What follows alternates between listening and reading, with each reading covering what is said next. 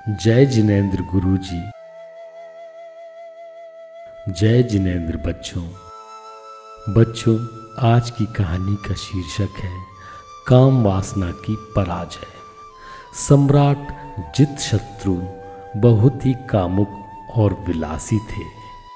उनकी देवांगनाओं को भी लज्जित करने वाली एक से एक बढ़कर सुंदर नवयौवना 36 रानियां थीं। बसंत का सुहावना समय था। कोयल की कूक और सुगंध, पवन के झोंके कामियों को उन्मत्त करते थे। सम्राट जितशत्रु अपनी नवयौवना सुंदरियों व उनकी दासियों के साथ वन क्रीड़ा को जा रहे थे। एकांत वन में स्थित सरोवर में जल क्रीड़ा का सुंदर आयोजन था। रानियों ने पारदर्शी महीन सुंदर वस्त्र धारण किए और राजा सहित स्नान के लिए सरोवर में कूदने लगी। दासियां भी जल में उतर चुकी थीं।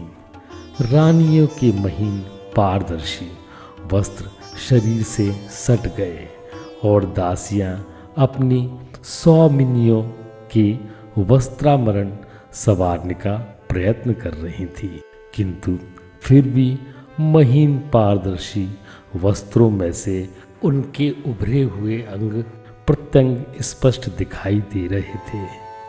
सम्राट रानियों की इस दशा पर विमुक्त थे। नृत्य का लुभावना आयोजन अवशिष्ट रह गया, जिसे देखने को सम्राट जितशत्रु अधीर थे। अंत में रानियों की घुंघरू युक्त पाद ध्वनि सुनाई देने लगी। दासियां वाद्य यंत्रों पर अपनी उंगलियां फेर रही थीं। नृत्य उपरांत श्रम से थकी रानियां मदमाती चाल से अपने घर लौट रही थीं कि तभी वन देवता से रानियों का यह गर्व न देखा गया और कुपित देवता की दृष्टि से सभी रानियां पागलों की भांति चेष्टा करने लगी। अत्यधिक कामुक चेष्टा करती हुई रानियां सम्राट जितशत्रु को प्रिय लग रही थी।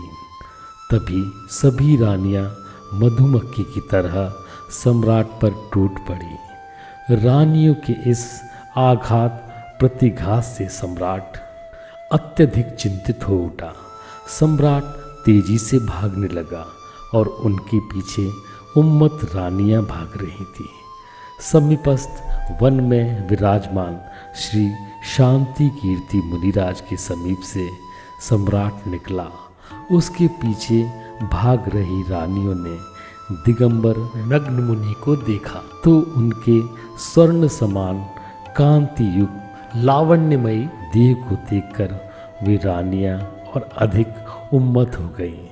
सभी की सभी रानियां अपने उपरिम पारदर्शी वस्त्रों को उठाकर मुनिराज को घेर कर बैठ गई।